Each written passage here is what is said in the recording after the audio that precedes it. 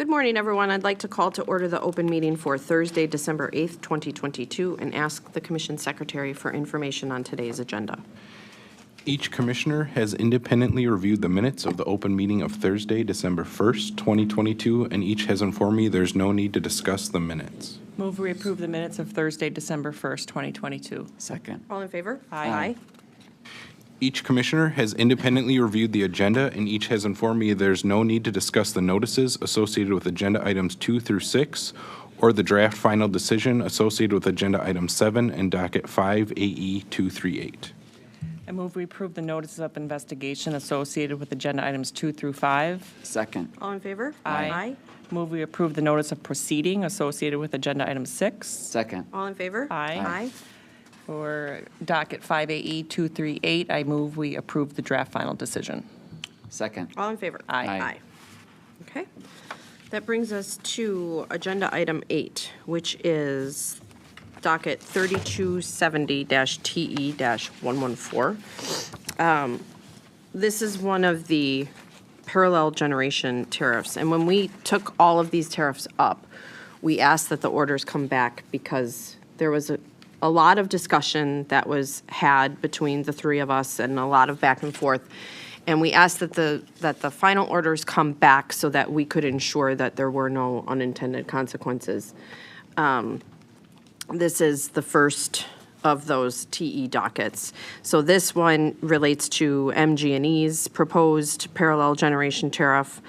And for this, of all the TE tariffs, this was the only one that I needed to discuss because it was not my intent to remove their currently authorized capacity rates for behind-the-meter tariffs.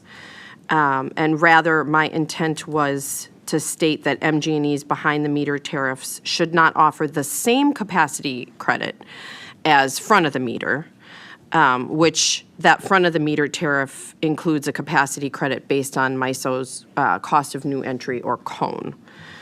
I did not support using CONE, and so at the same time, I didn't support using CONE, but at the same time, I wasn't intending to remove MG&E's currently authorized avoided capacity rate for the behind-the-meter, and that was based on the PRA.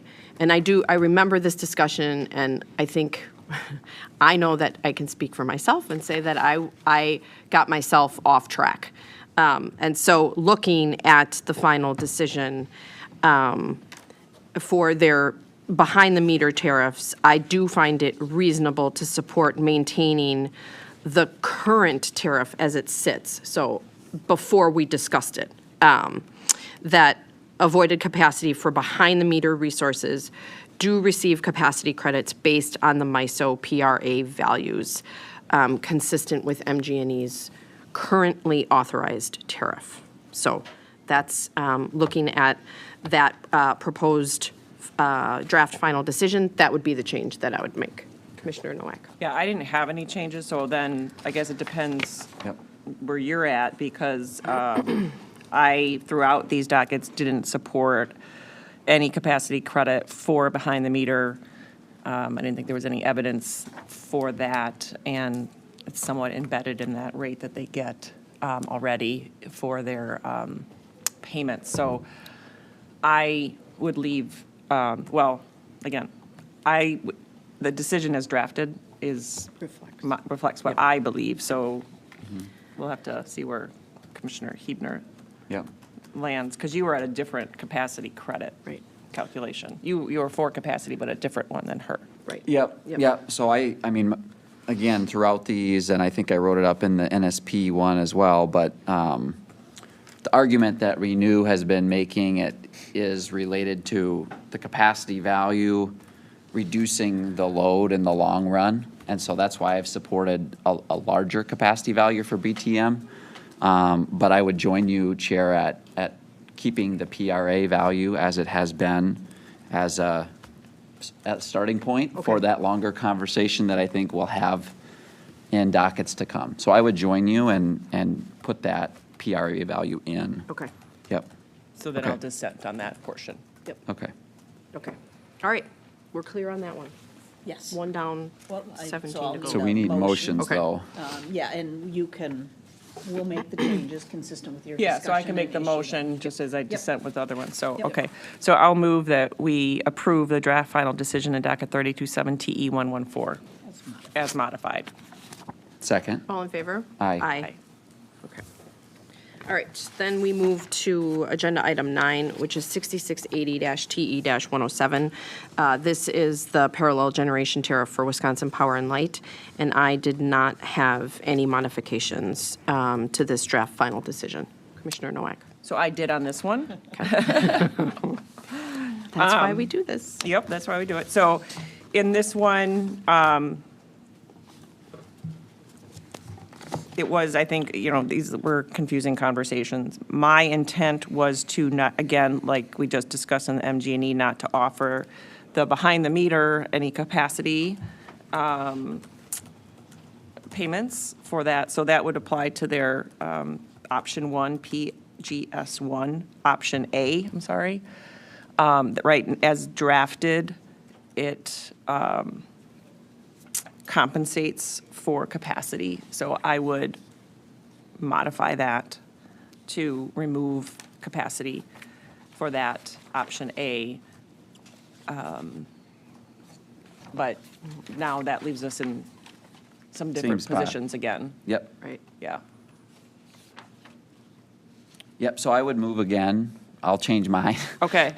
Which is to say, I mean, on the theory, I still am where I am, but with the options being no capacity credit or PRA, to me, the PRA is closer to what I think is right, so I would accept that. Okay. So I would join the chair on that, and so now we've got, Yeah, so then I'll dissent on the, On that as point. modified.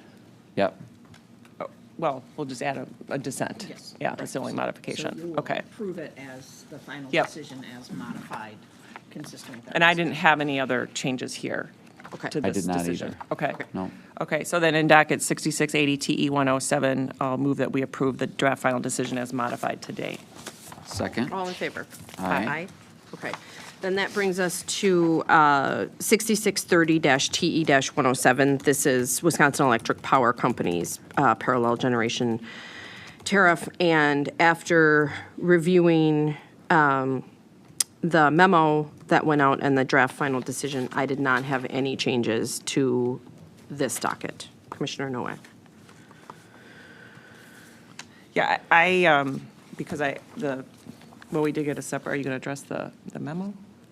Oh, sure. Yeah, There was a filing question. because I think that was. Oh, that's The right. official Yeah, notice yeah. question. Yes, I think yes, that more, yes. I mean, that was Sorry. the area I dissented on, Yep. so I. This is the yeah, wrong version of yeah. my notes. So I don't Yes, have you are any right. changes to it, but But there was a request that we take official notice of a FERC filing, and particularly as it related to Schedule 53 resources. So I thought it was a little bit of a procedural anomaly, but then my understanding is they filed it pursuant to direction from the ALJ. So for taking official notice, I'm at Alt 3. I would take no action on the request. I mean, it is what it is. Yeah, And we know about it, right? And sort of what happens at FERC, we keep abreast of and we are aware of. Our staff is aware of it. And so I didn't find it necessary to either grant it or deny it. So I'm at Alt 3. I would take no action on their request. yeah, I agree with that. I think, I'm not sure it's required for us to do anything here, and it's there. It's, but the decision, there was I mean, I dissented on the capacity. Do you want to talk about that after? Okay. Well, maybe I'll just hit I'm in the same spot on this first issue, Yeah. Alt 3. So Okay. it was filed, but I would take no action related to it. So Okay. back to you, Chair. Okay, so then we go to front of the meter capacity, and for front of the meter capacity, I was at Alt 1. Commissioner Nowak. So I dissented on this, so I'm not gonna, Okay, this yeah. one that was, Yeah, okay, yeah, so Commissioner Hebner. Yes, so for front of the meter, I'm at Alt 1. I think that the changes they make reflect the cone capacity value, that it's available to qualified facilities, and that it's using the MISO methodology. So I'm supportive of that for front of meter. Yep. Okay. And then finally, for behind the meter, I am at Alt 1. Commissioner Nowak. Yeah, again, I'm not, Oh, you're completely. I was out on all of it. That's right. Yeah, Okay, I got it. dissented on they're both front and behind the meter. Yep, Yeah, okay. On, and where you guys were at. Okay. Commissioner Hebner. Okay. So the difference on this one was related to, or what they filed is not necessarily what we have written up in our final order, as I understand it, where they filed the behind the meter was the renew, quote, renew method of paying per kilowatt hour based on the peak, the on-peak time of use rate. And so that's what they put in their tariffs. I thought that's where you guys were at. Yeah. Right. Well, there were, And it's a slight difference where the front of meter is gonna get a capacity payment per Correct. kilowatt, but the Right. behind the meter is gonna get, a per kilowatt hour when Oh, that. based on the peak hour. Yeah, Yep. when Yeah, that it's more precise. facility's Yeah, yeah. actually making power Yep. on the peak. And so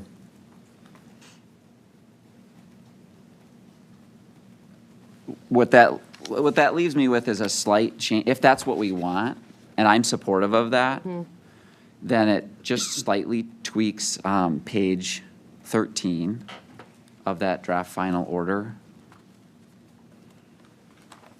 And I'm just pulling that up, if you just give me a second.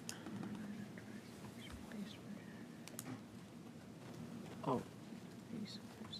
so this is front of the meter.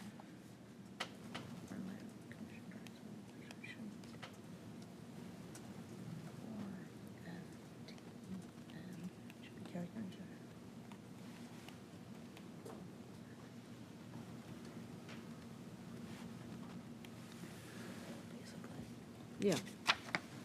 And so that basically the change is the last sentence. It says, however, in light of the record, the commission directs that avoided capacity credits should be calculated based on the resources accredited capacity consistent with MISO's capacity accreditation methodology.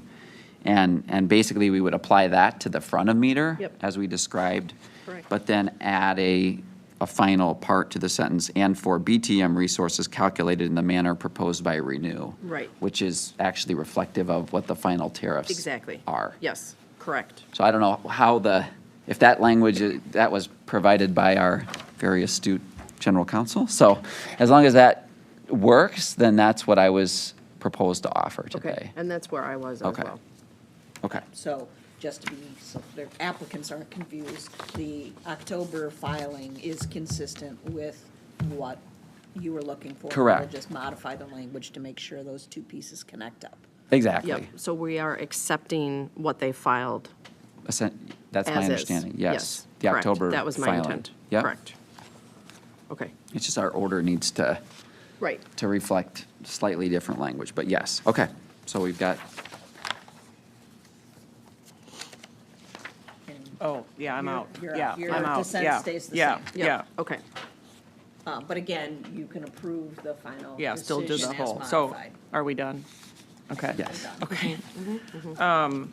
So then in docket 6630 TE 107, I move that we approve the draft final decision pursuant as modified today.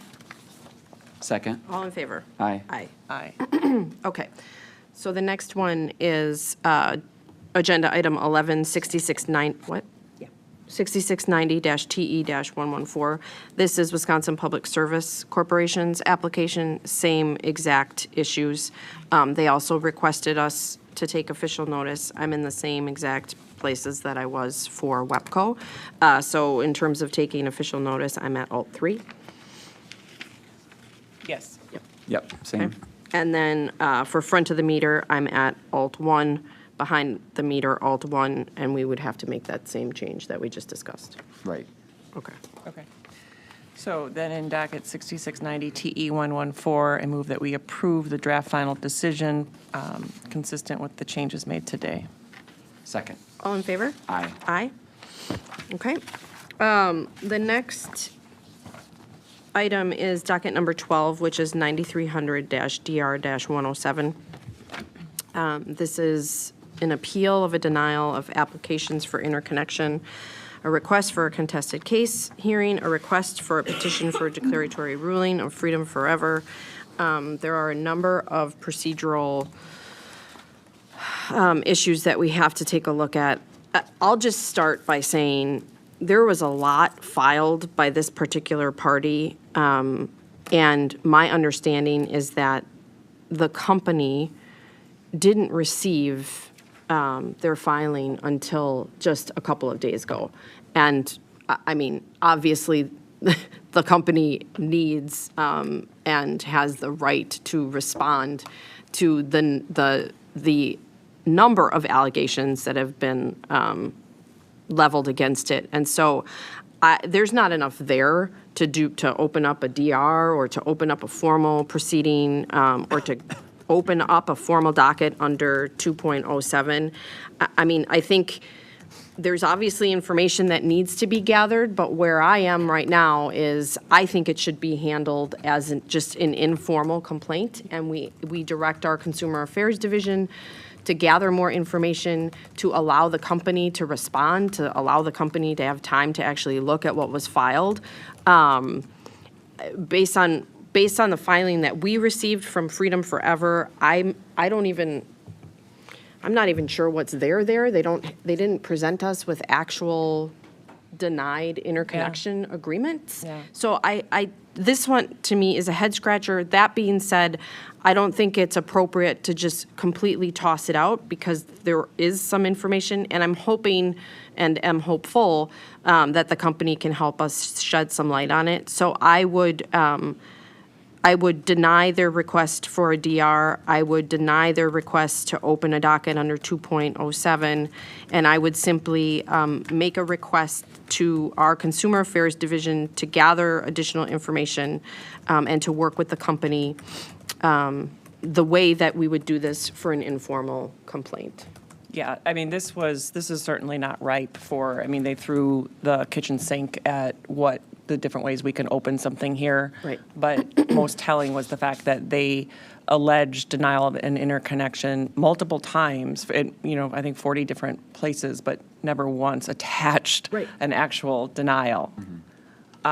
So, we can't start opening proceedings based on that. That's what we have a Consumer Affairs Division for, to provide that process and fairness. Otherwise, we would become the Consumer Affairs Division this Right. way. So, yeah, there needs to be more information for anything to happen here. To me, this is just like someone calling in and making, calling our Consumer Affairs, and it just because it's been reduced to writing doesn't elevate it to an NOP or a DR. So, so it doesn't satisfy those requirements for, I think, a formal contested proceeding, a DR. I, too, would treat it as an informal complaint and have staff gather information. And I am agnostic as to whether or not, we allow staff then to make that determination. I kind of lean towards that. It should just follow that normal process.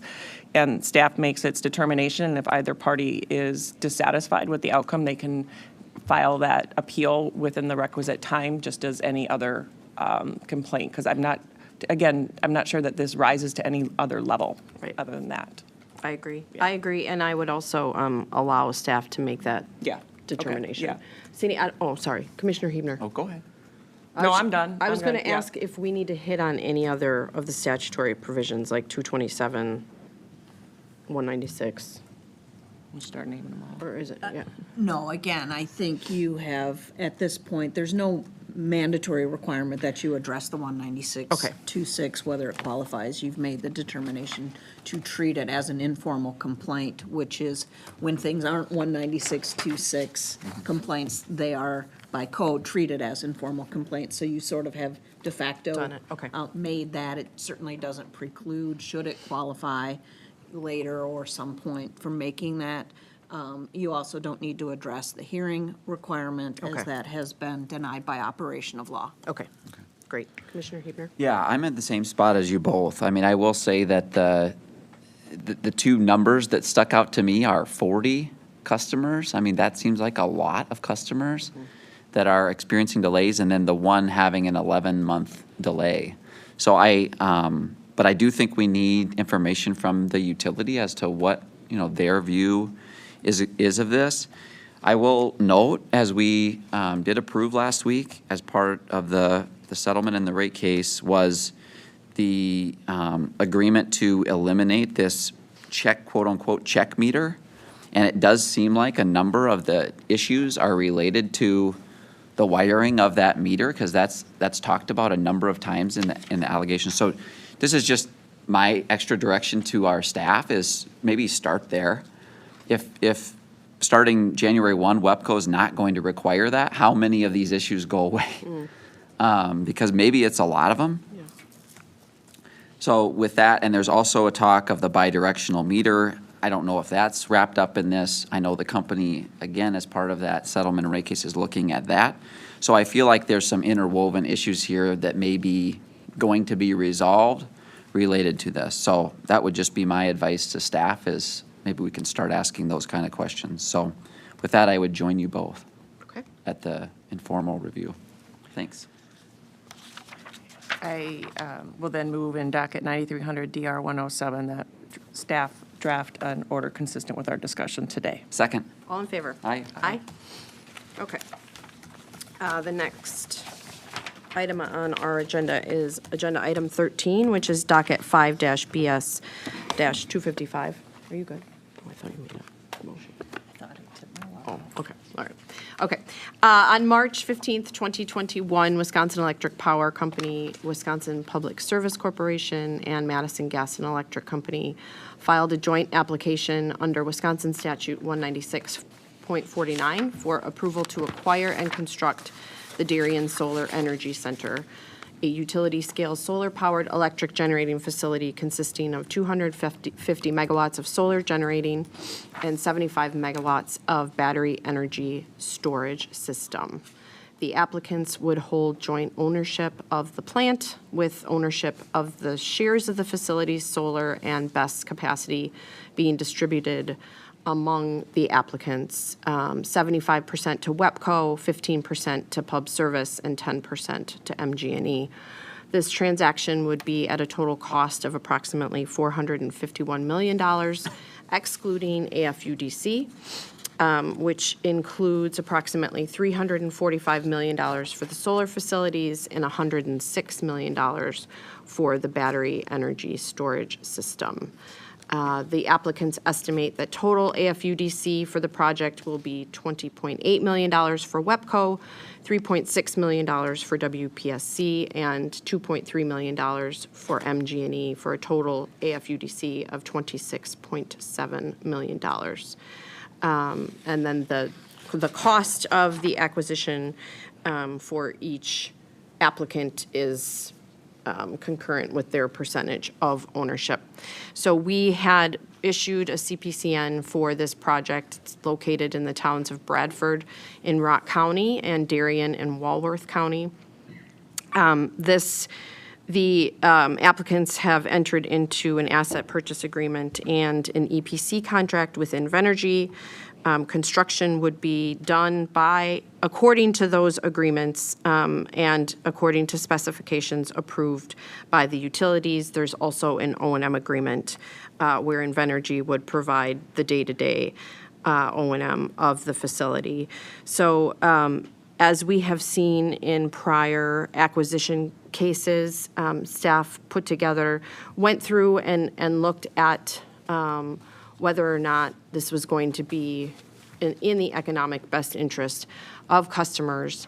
And then they have provided us with a list of conditions. And the applicants have responded, stating their non-objection.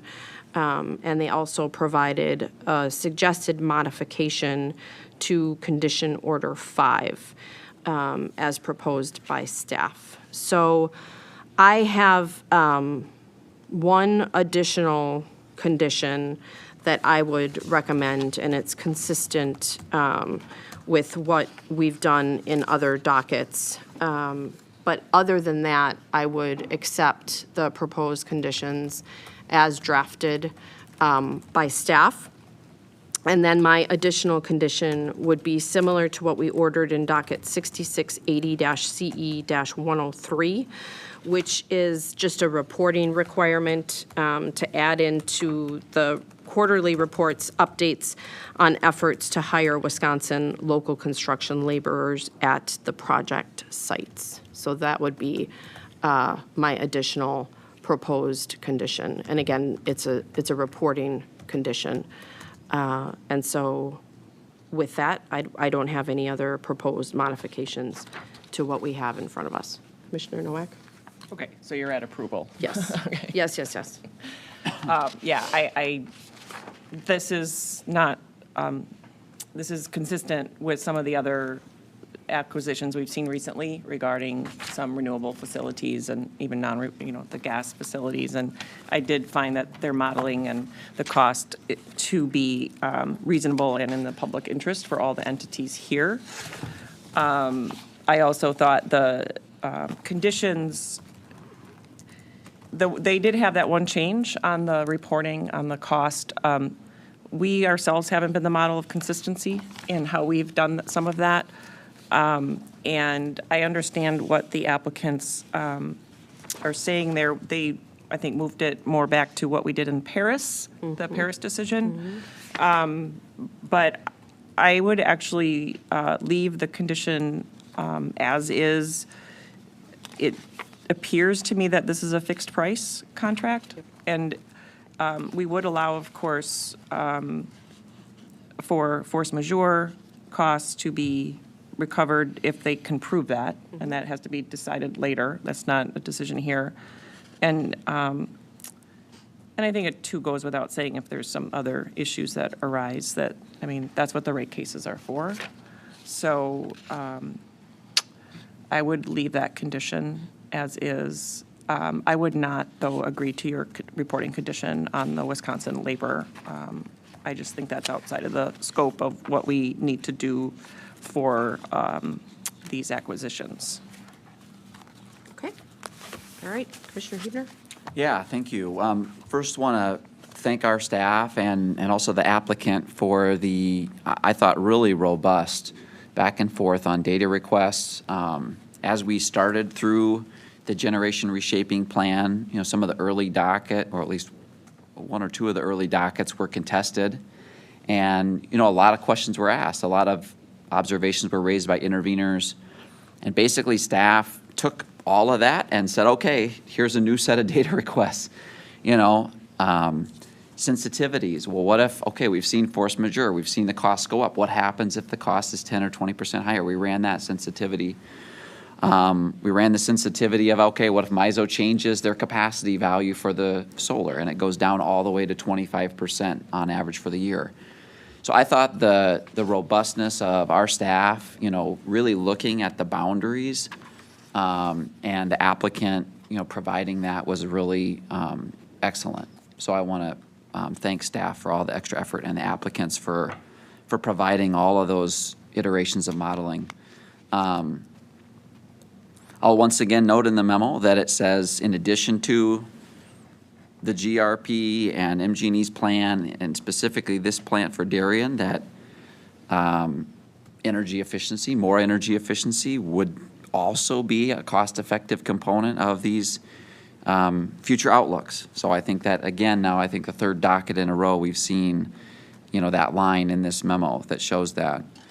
Would you just like to have that conversation with me, or I- I'm we- not we going to go. can have it, I'm but it's tired just- after a long week, but The you know where I'm at. You modeling. know where I'm at. I know. I'm just impressed that the modeling I'm trying until the keeps day I showing. leave here. I'm going to try. We'll With get you that- there. We'll get you. With that, I'm at alt 2 with all of the conditions, so I would leave the condition as written as well. I would join your condition on Wisconsin workers, and to me, that is just the broader public interest, that we know this is a field where there's lots of jobs coming, and I do think that the reporting requirement is not onerous, but I think it sheds a light on, in a good way, you know, how successful are we doing? Because we've got a lot of Wisconsinites that can work in this industry. And I think that that's important. And especially when you're touting economic benefits of Yeah. a project to a host community. I Right. do think it's important to Yep. know. So with that, I would join you. The only other thing I would mention is, and I mentioned this to staff, is the AFUDC conversation is, you know, it's in the application. This is the AFUDC. We didn't do a DR to say, okay, how'd you get to those numbers? I think we need to do that going forward, especially in light of the conversation last week about the rate case and just, you know, kind of, we're at this point where we're just going to have to scrutinize and just make sure we've got solid information about, you know, any cost that comes through. So knowing that that will be reviewed later in a rate case, we've got time to do that, but I think we should have a better understanding of that going forward. So with that, I'll join you all in approving it with the conditions as written, and I would join you, Chair, with the additional reporting requirements. Okay. Okay, good. Then I'll move in docket 5BS 255 that we approve the joint application for the acquisition of the Darien Solar Generating Battery Energy Storage System with the conditions and pursuant to our discussion today. Second. All in favor? Aye. Aye. Okay, that concludes our official business for today. The next open meeting is scheduled for Thursday, December 15th, 2022 at 10:30 a.m. Move we stand adjourned until December 15th. Second. All in favor? Aye. Aye. Aye.